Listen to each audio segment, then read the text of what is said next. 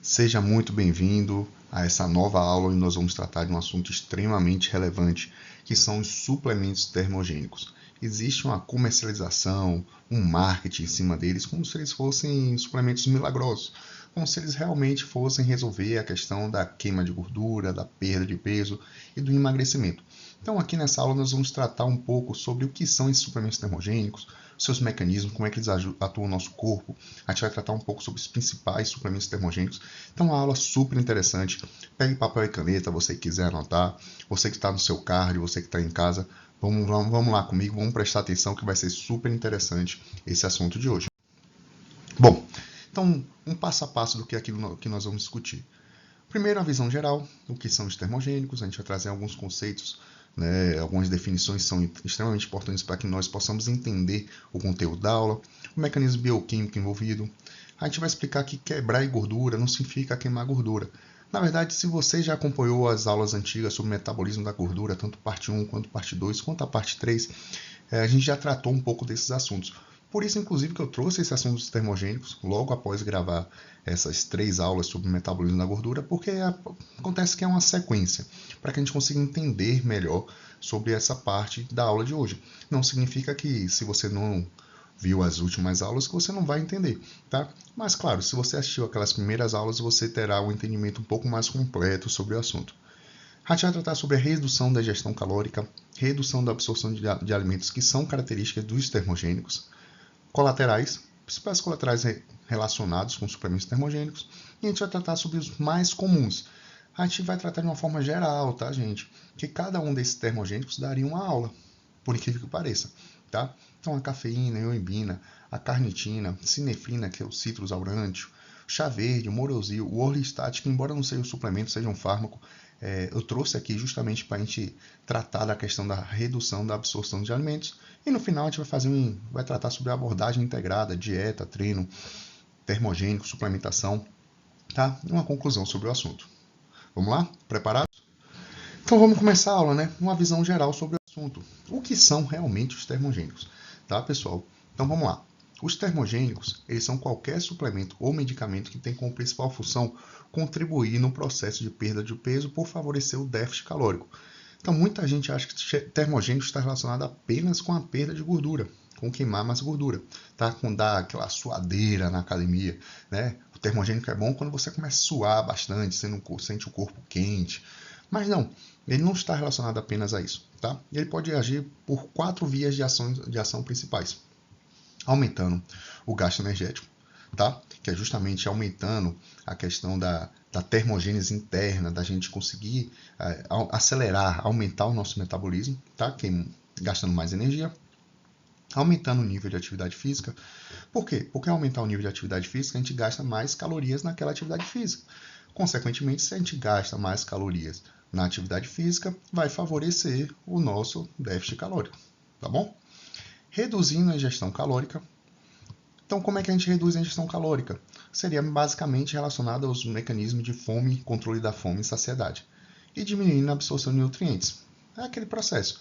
Se você não absorve nutrientes, você não absorve a caloria. Se você não absorve caloria, você diminui a sua ingestão calórica. Diminuindo a ingestão calórica, você vai favorecer o déficit calórico. Tá bom? Bom, qual é o mecanismo bioquímico por trás do processo de quebra de gordura, né, de queima de gordura relacionado com os termogênicos? Tudo vai começar lá com o nosso sistema nervoso simpático. Ele, quando é ativado, ele acaba ativando, ele acaba liberando, né, hormônios como principalmente adrenalina e noradrenalina. Tá? Vocês devem conhecer bastante aquele mecanismo de luta, fuga, que acontece no nosso corpo. Tá bom? Então, a adrenalina e a noradrenalina, que eles vão ser liberados pelo sistema nervoso simpático, eles vão se conectar com receptores específicos. Esses receptores específicos, eles são chamados de receptores adrenérgicos. Eles estão em diversas partes do nosso corpo, tá bom? Esses receptores adrenérgicos, eles se diferenciam em 2 grupos principais. Os alfa-adrenérgicos, né, e os beta-adrenérgicos.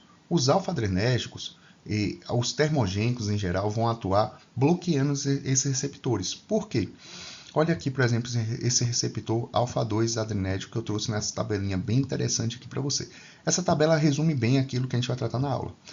Quando o alfa-2 ele é ativado, ele diminui o AMP cíclico. Se você viu as últimas aulas, na parte da lipólise, o AMP cíclico ele está relacionado, tá, com o processo de lipólise. Quanto maior a quantidade de AMP cíclico, maior a lipólise, que é a quebra de gordura. Se a ativação do receptor alfa-2, por exemplo, diminui o AMP cíclico, faz o quê? Diminui a lipólise. Beleza? E os receptores beta-adrenérgicos. Esses receptores beta-adrenérgicos são aqueles mais comumente ativados, né, durante o uso do suplemento termogênico. Por quê? Eles estão diretamente relacionados com o processo de lipólise, por aumentar, quando ativados, o processo de lipólise. Você pode ver que os três, quando ativados, eles aumentam o AMP cíclico, correto? Até aí tudo bem? Entenderam? Então vamos lá. Tudo começa quando você, no sistema nervoso simpático, libera noradrenalina, libera adrenalina, que são catecolaminas, eles se ligam a receptores adrenérgicos. A partir do momento que eles se ligam com um determinado receptor adrenérgico, ele vai ter um determinado efeito, seja ele positivo ou negativo para a lipólise. Até aí tudo bem? Ótimo. Então vamos continuar.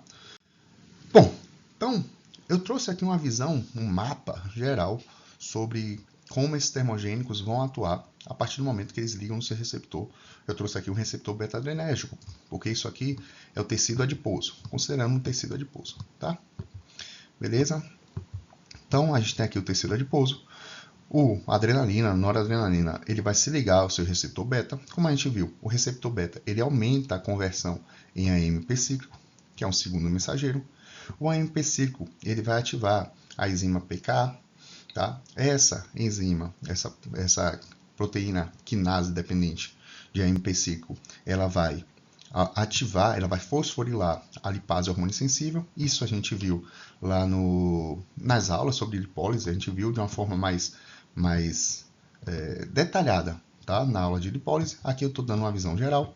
E aí, ao fosforilar a LHS, a lipase sensível ao hormônio, a lipase hormônio sensível, tá? A gente vai ter o processo todo de quebra do triacilglicerol, dos triglicerídeos, em ácidos graxos e o glicerol.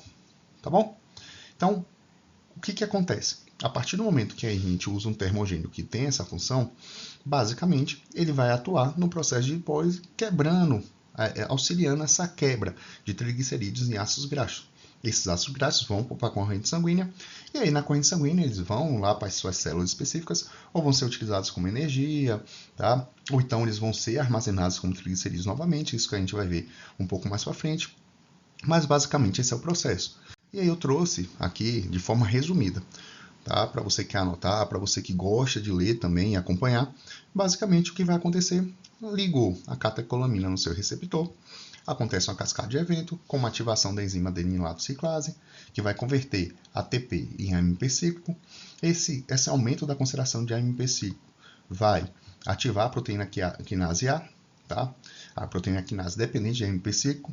Essa PKA, por sua vez, fosforila e ativa a enzima lipase hormônio sensível. A LHS é a enzima responsável pela lipólise, ou seja, a quebra do triacilglicerol em ácidos graxos livres e glicerol. Então, esse é o que a gente chama de processo de quebra de gordura. Então, o termogênico ele vai atuar, em sua maioria, nesse processo de quebra de gordura.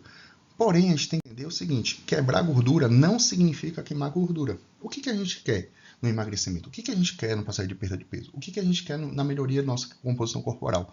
É só quebrar gordura ou é perder gordura, que seria queimar a gordura? Tá falando em termos mais práticos. Quando a gente está num processo de emagrecimento, de perda de peso, tá? De melhoria da nossa composição corporal, a gente quer queimar gordura. E o que realmente funciona? O que realmente vai fazer queimar gordura? O déficit calórico, o déficit energético. Por quê? A lipólise ela é apenas a mobilização da gordura. Ou seja, ela pega a gordura, quebra em ácidos graxos. Então a gente tem mais quantidade de ácidos graxos disponíveis. E esses ácidos graxos vão poder ser utilizados no processo de geração de energia. Tá? Eles vão ser oxidados, tá? Dentro da mitocôndria em um processo chamado de beta-oxidação. Só que para que isso aconteça, tá? Em primeiro lugar, a gente precisa de uma necessidade energética. Senão, esses ácidos graxos ou no citosol das células, eles vão ser convertidos ali em triacilglicerol, ou a partir do momento que ele passa pelo processo de beta-oxidação, virando acetil-CoA, se a gente não tem uma dependência de energia, esse acetil-CoA vai ser convertido para uma via de conversão do acetil-CoA em triacilglicerol novamente, tá? Então, o que realmente vai funcionar é o déficit calórico. Claro que os termogênicos podem auxiliar nesse déficit calórico, sim, como a gente viu no primeiro slide. Como definição dos termogênicos, eles são suplementos que eles vão facilitar, eles vão auxiliar no processo de déficit calórico. Mas entendo, só tomar o termogênico, ele não vai resolver o problema, tá bom? Se você não estiver fazendo uma dieta, um treinamento adequado, não vai adiantar de nada, você vai estar jogando dinheiro fora. A verdade é essa. E possivelmente podendo ter, inclusive, os colaterais. Os termogênicos também podem atuar pela redução da ingestão calórica, né? Uma das vias que eu citei lá no primeiro slide. Como é que isso aconteceria? Isso aconteceria por meio dos hormônios reguladores da fome e saciedade. Então, grelina, principalmente grelina e leptina. Tá bom? Grelina é um hormônio da fome e a leptina é um hormônio da saciedade. É mais fácil de entender. Tá, o que acontece? Os termogênicos eles podem atuar diminuindo o hormônio da fome, a grelina. A grelina ela estimula neurônios orexígenos presentes no núcleo arqueado no nosso hipotálamo. Tá? Os neurônios orexígenos NPY, que é o neuropeptídeo Y, e a GRP, que é a proteína relacionada ao agútio. Os termogênicos também podem atuar aumentando a leptina, que é o hormônio da saciedade, tá? Que ativa os neurônios anorexígenos, PONC e CART, proopiomelanocortina e o transcrito relacionado à cocaína e anfetaminas. Então, a grelina, quando ela é liberada, tá, no nosso organismo em maior quantidade, ela vai atuar aqui estimulando, tá, o neurônio orexígeno, AGRP e NPY, né? NPY, AGRP, tá bom? Ao estimular esse neurônio, ele vai gerar um processo de fome, ele vai aumentar a fome. Já a leptina, quando ele atua lá no nosso núcleo arqueado, no hipotálamo, ele vai, tá? Aqui, ó, leptina, ele vai justamente ativar, né, estimular o PONC-CART, tá? O neurônio PONC-CART, que ele vai fazer o quê? Diminuir a sensação de fome ou aumentar a sensação de saciedade. E os termogênicos, eles podem atuar justamente nesse processo de aumentar ou diminuir. Diminuir a grelina ou aumentar a leptina. Entendeu? Ficou claro? Essa é uma das vias dos termogênicos. Por quê? Ao você diminuir a fome e aumentar a saciedade, consequentemente você diminui a sua ingestão calórica. E aí você favorece o déficit calórico, que é o objetivo principal dos termogênicos. Beleza? Beleza. Só que nesse ponto é importante ressaltar o seguinte. A via principal dos termogênicos não é essa. Normalmente esse é um mecanismo secundário, um mecanismo complementar dos termogênicos, tá? Porque a principal via, o principal mecanismo de ação na perda de peso do uso dos termogênicos é a estimulação do gasto energético e oxidação de gorduras. Tá bom? Esse processo de supressão do apetite, como a gente viu, a grelina, a leptina, né, o neurônio PONC, CART, NPY, a GRP, tá? Ele é frequentemente um efeito secundário ou um mecanismo complementar. Tá bom? E a modulação direta dos níveis de grelina e leptina nem sempre é a via principal, ou mais bem estabelecida para esses compostos. Inclusive, em alguns compostos termogênicos, vem um mecanismo bioquímico envolvido, mas não necessariamente um efeito clínico percebido. Tá ok? Então, dando continuidade, a redução da absorção de alimentos seria a quarta via daquela que eu expliquei dos termogênicos. Por quê? Ao reduzir a absorção de alimentos, consequentemente a gente reduz a ingestão calórica. Como é que eles atuariam? Os termogênicos atuariam nesse princípio, nessa via? Através da inibição de enzimas digestivas, fazendo com que o alimento passe sem ser digerido ou absorvido sendo eliminado nas fezes. Então, todos os macronutrientes eles precisam ser quebrados, eles precisam ser digeridos para serem absorvidos. As proteínas, aminoácidos, carboidratos e monossacarídeos, os lipídios, né, a gordura em ácido graxo. Então, eles precisam que aconteça esse processo de digestão para poderem ser absorvidos no intestino. Então, os termogênicos, nessa via, eles atuariam inibindo parcialmente a digestão de alguns determinados macronutrientes, como, por exemplo, gordura e carboidrato. Ao você evitar a digestão de parte disso, você não vai conseguir absorver e, consequentemente, vai ser eliminado pelas fezes. Tá? As enzimas alvos normalmente são a lipase pancreática, que é a principal enzima responsável pela digestão da maioria das gorduras na dieta, e a amilase pancreática está relacionado com a digestão de carboidratos. Ok? Bom, eu trouxe aqui os principais colaterais envolvidos na média, né, de forma geral, com os termogênicos. A gente tem que tomar cuidado, porque não é um tic-tac, né? É um suplemento. Ele pode agir de diversas formas no nosso organismo, e algumas pessoas vão ter mais sensibilidade, outras menos, não é porque funciona para uma que vai funcionar para outra. Então é interessante a gente saber que o uso indiscriminado, né, quando você não vai no profissional que vai prescrever isso de acordo com sua individualidade, ele pode levar a efeitos adversos como o aumento da frequência cardíaca e da pressão arterial, por exemplo. Então, pessoas que já têm uma pressão alta, né, ou seja, algum problema relacionado a risco cardiovascular, talvez, né, relacionado a esse ponto, talvez não seja interessante o uso de termogênico. É algo a ser avaliado, tá bom? Relação custo-benefício também. Ou também é muito visto uma piora de sintomas relacionados com ansiedade. Então, pessoas que já possuem um tratamento, realizam um tratamento com ansiedade, ou às vezes não realizam um tratamento, mas se sentem mais ansiosas, é interessante avaliar também o uso de termogênico ou não, porque pode atrapalhar esse quadro. Tá? É muito comum pessoas, por exemplo, vão usar determinado termogênico, ao se tornar mais ansiosa, por exemplo, ela, por exemplo, ter dificuldade de concentração, ou até ter problemas para realizar exercício. Ela fica tão agitada, tão se mexendo tanto, tão agitada, ela fica com aquela dificuldade de concentração, né, aquele aumento da frequência cardíaca que não consegue, às vezes, executar o exercício, realizar o seu treino. Então, às vezes, pode trazer, inclusive, um malefício ao invés de um benefício. Tá? Então, a gente tem que realmente avaliar, tem que conversar com o profissional para que esse profissional, de acordo com a nossa individualidade, possa prescrever ou não um termogênico. Tá? Utilizar o termogênico porque está na loja de suplemento, o vendedor indicou, o colega indicou, viu que fulano utilizou e foi bom, às vezes pode ser um tiro no pé. Então a gente entra na parte principal da aula aqui, que mais interessante, na verdade, também para a maioria das pessoas que estão aqui assistindo essa aula, que seriam os principais, os mais comuns, os suplementos termogênicos mais comuns e seus impactos no nosso organismo.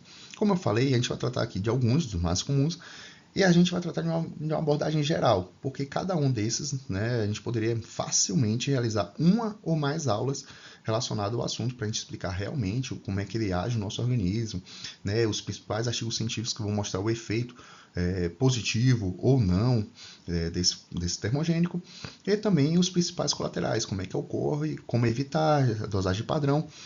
Beleza? Mas eu vou deixar aqui embaixo o link do meu e-book. Eu tenho um e-book sobre suplementos, os principais suplementos. A gente tem são mais de 300 páginas onde eu explico detalhadamente como funciona, como são os principais termogênicos, não só termogênicos, né, mas também a parte dos vasodilatadores, os estimulantes. Então, é um e-book bem interessante. E fica aí a dica para você. Inclusive, eu utilizei boa parte desse material aqui proveniente desse livro, né, desse e-book que eu redigi. Vamos começar? Principal, né, com aquele que é mais conhecido, que é a cafeína.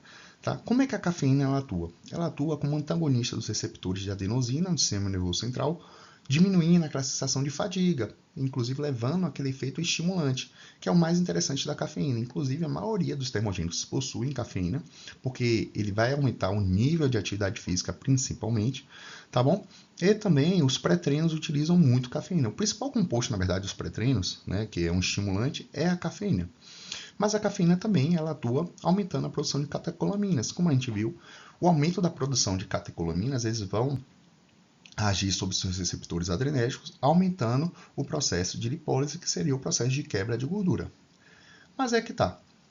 Realmente, a cafeína ela é efetiva para a perda de gordura. O que a gente vê na literatura é que seu efeito termogênico na parte de aumento do gasto energético é pequeno, em média ali 60 calorias.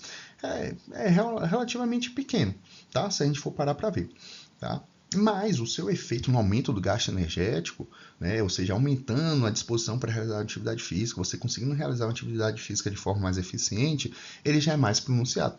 Inclusive, ele é mais conhecido pelo seu efeito estimulante. Tá bom? O uso de cafeínas pode levar a alguns colaterais que são bem chatinhos, tá? Como insônia, se você tomar... Pessoas que têm sensibilidade à cafeína, se tomar algum suplemento com cafeína, ou até mesmo café, após determinado horário, ela pode ter dificuldade para dormir. Tá? Ou então ela vai dormir e não ter aquele sono bem estabilizador, aquele sono que vai realmente fazer descansar. Muitas pessoas tomam cafeína após determinado horário, até de noite, e falam que dormem bem.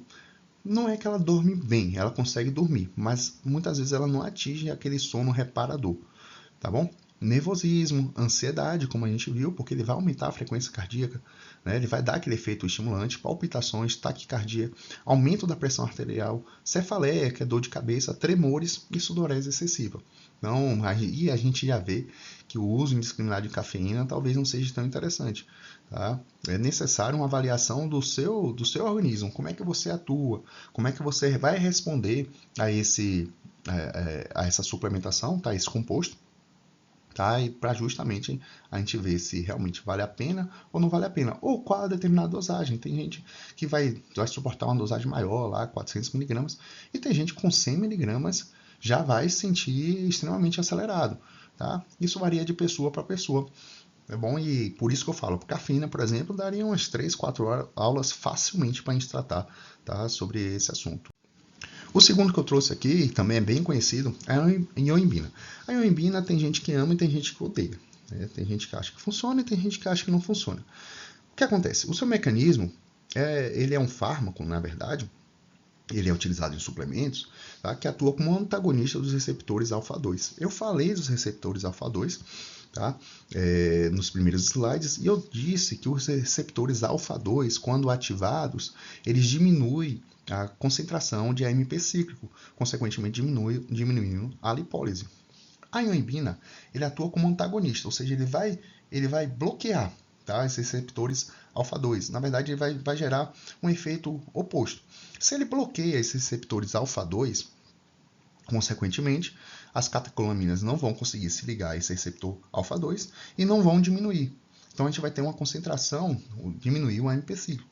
Então, a gente vai ter uma concentração maior, tá, de AMP cíclico, consequentemente, nosso processo de lipólise vai ser aumentado.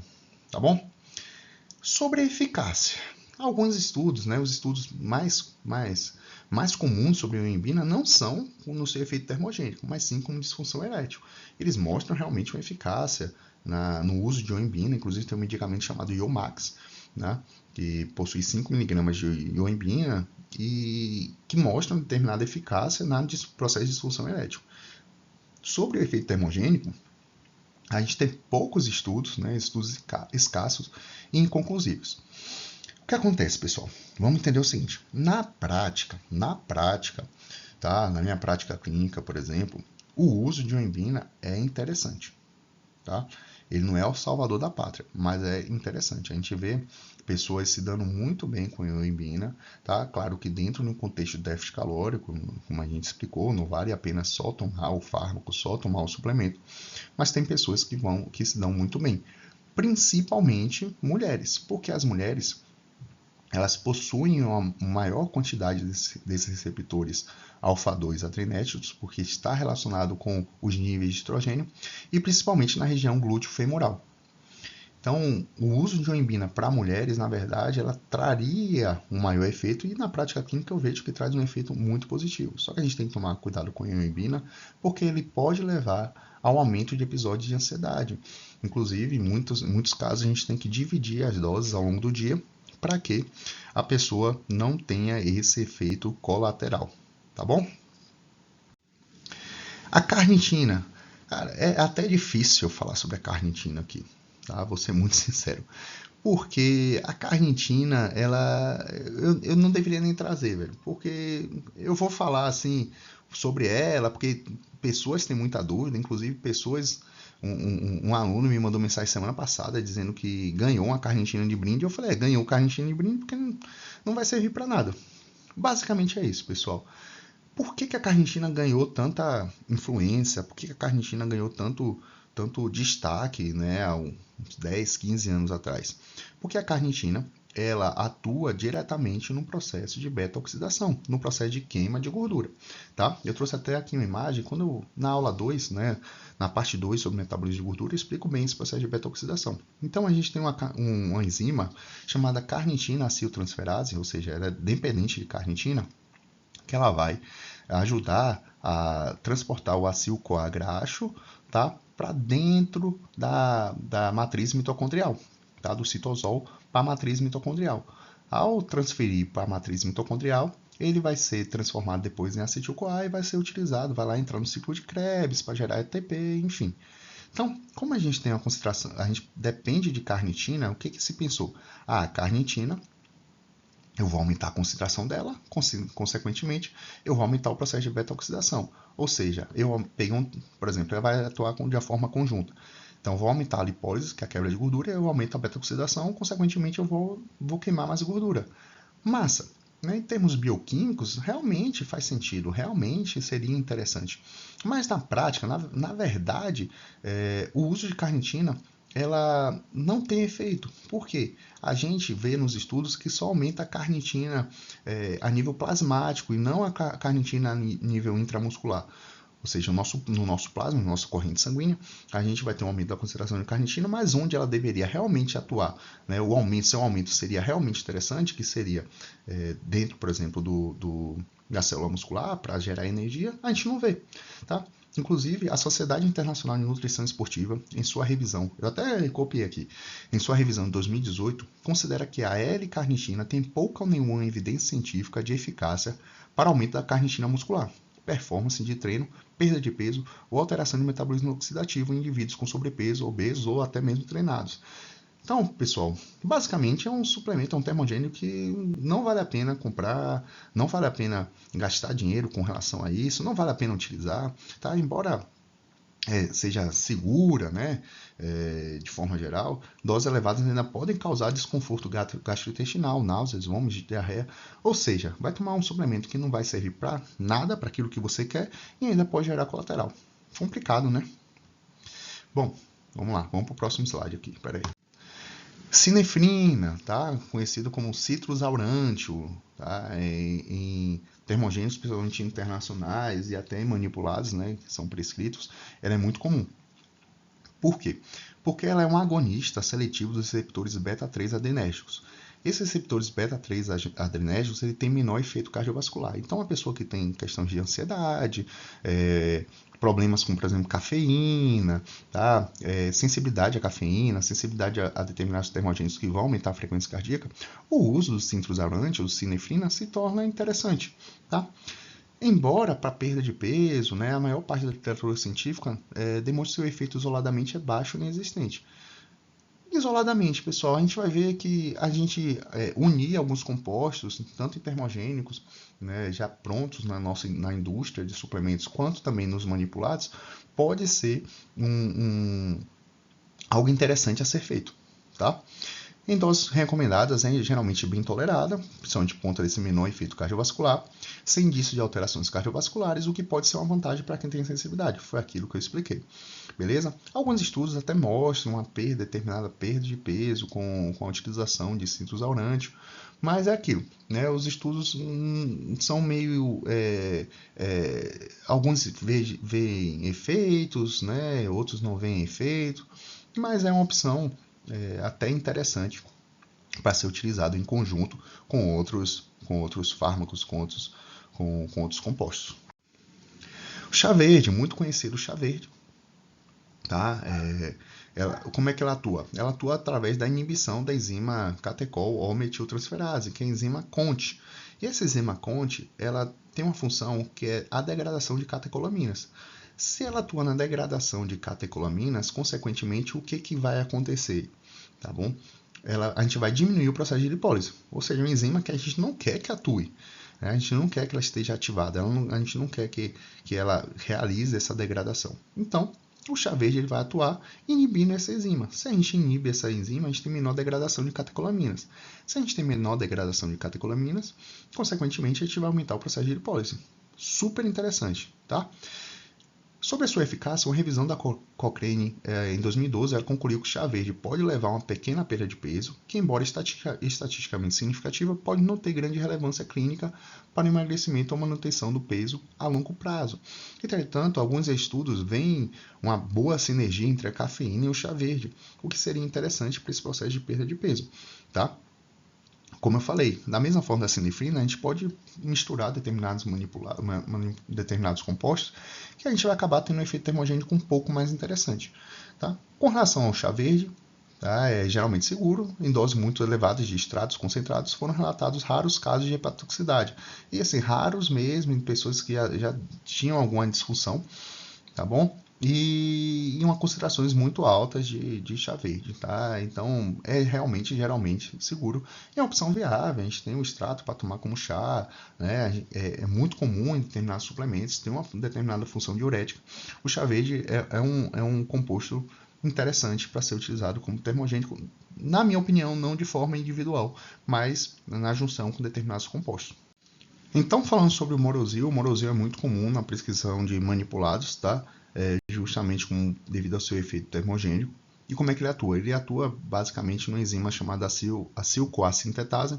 Essa enzima CoA-sintetase ela tem diversas isoformas, que não vão atuar apenas no processo de beta-oxidação, tá? Onde ele forma o acil-CoA graxo, mas também atua no processo de lipogênese. Consequentemente, ao utilizar o Morosil, a gente teria uma modulação para priorizar a oxidação de gordura, que seria a queima de gordura, e dificultar o processo de lipogênese, que seria dificultar a síntese de novos triglicerídeos, ou a ressíntese de triglicerídeos também. Bom, com relação à eficácia, a evidência robusta sobre sua eficácia isolada ainda é limitada, e o custo do suplemento tende a ser elevado. Entretanto, pode ser utilizado como complemento a outras estratégias, da mesma forma que eu falei de outros compostos aqui. Então, utilizar só o Morosil, eu não acho interessante, até por conta do custo elevado. Tá? Porém, se a gente, por exemplo, utilizasse o Morosil com sinefrina, talvez chá verde, uma cafeína, já começa a ficar interessante o processo. A carnitina não use, tá? A carnitina, se passar para você, desconfie, porque não vai ter esse efeito, não vai ajudar, tá? Só vai deixar o seu manipulado mais caro ou você vai gastar dinheiro com suplemento. Com relação ao Morosil, os colaterais, né, ele é considerado normalmente, né, seguro, sem efeitos adversos significativos em doses usuais. Claro que todo o excesso ele pode levar a colaterais, mas nas doses usualmente prescritas, ele não costuma gerar efeitos adversos. O Orlistat não é um suplemento, ele é um fármaco. Tá? Eu trouxe aqui, inclusive, como forma de trazer algo prático sobre o processo de redução da ingestão de calorias, redução da absorção de alimentos, que eu trouxe ali como a quarta via. E como é que funciona o Orlistat? Né? É a faseolamina, que ela induz a amilase pancreática, ela inibe a amilase pancreática, tá? E o Orlistat ele inibe a ação da lipase gástrica e pancreática em aproximadamente 30%. Ou seja, aproximadamente você vai absorver 1/3 daquela gordura ingerida, né? Impedindo a quebra e, consequentemente, a absorção de cerca de 1/3 da gordura ingerida na dieta. Então, olha que interessante. Você tem um alimento que ela tem uma densidade calórica alta, por exemplo, a gordura, 1 grama de gordura tem 9 calorias, enquanto 1 grama de carboidrato tem 4 calorias. Se você está ingerindo gordura e vai absorver 1/3, isso aí vai reduzir a sua ingestão calórica, favorecendo o déficit calórico, né? Então, a sua eficácia ela é modesta, tá? Alguns estudos, inclusive esse aqui que eu trouxe, eles verificaram em 1 ano, tá? O grupo que utilizou Orlistat perder 4,6 quilos e o grupo placebo perder 1,7 quilos. Em 1 ano, tá? Embora de uma forma adjuvante seja interessante essa perda de 3 quilos a mais, se a gente for considerar, realmente essa perda de peso pelo uso do Orlistat é modesta, tá? Mas claro, sempre que eu vou enfatizar essa questão de realizar uma dieta adequada e também um treinamento físico adequado. Colaterais. Esse é o problema, tá? É um fármaco. E ele tem alguns colaterais bem chatinhos, tá? Inclui fezes, né, esteatorreia, né, que seria a diarreia, tá? Flatulência com escape de óleo, né? Basicamente é aquela freada, né? Vamos falar em termos práticos, tá? Urgência fecal, que é aquela dor abdominal intensa que você tem que ir ao banheiro, tá bom? E a longo prazo ela pode comprometer a absorção de vitaminas lipossolúveis. A gordura, eu trouxe na parte 1 de metabolismo de gordura, ela é extremamente importante para o nosso organismo, embora as pessoas muitas vezes não conheçam a importância desse macronutriente. Uma das suas funções é a absorção de vitaminas lipossolúveis que são extremamente importantes para o nosso organismo. Vitamina A, vitamina D, vitamina E, vitamina K, tá? Então, pessoas que utilizam o Orlistat, eles podem, inclusive, necessitar da suplementação dessas vitaminas devido à diminuição da sua absorção, tá bom? Abordagem integrada. Como eu falei ao longo dessa aula, os termogênicos não são a solução para o emagrecimento, mas sim ferramentas auxiliares. A verdadeira estratégia, aquilo que realmente funciona, aquilo que realmente vai consolidar, vai concretizar o processo de perda de peso, são dois pilares fundamentais. Déficit calórico consistente, a partir de uma dieta equilibrada, planejável e saudável, tá? Aquela dieta onde você vai conseguir executar, onde você vai conseguir ter resultados de forma constante, tá? E um treinamento físico adequado, principalmente se existir uma combinação de exercício aeróbico e de força, tá?